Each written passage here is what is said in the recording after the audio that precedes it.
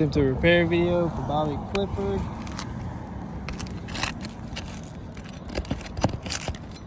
It's 2 layers. It's 2 layers.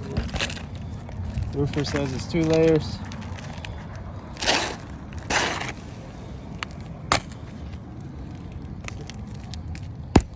Yeah, we can see the second layer. Yep.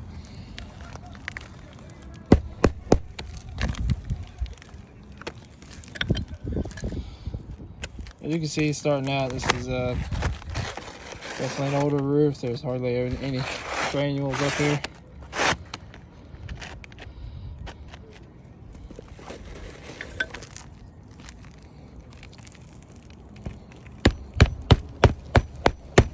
What's left of the granules is coming off.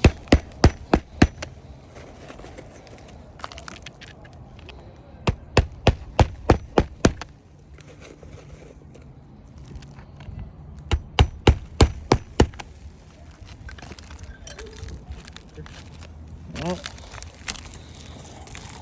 luckily the shingles didn't snap completely, but if there were granules, you'd be able to see the creases starting to appear. Shingle did tear right there.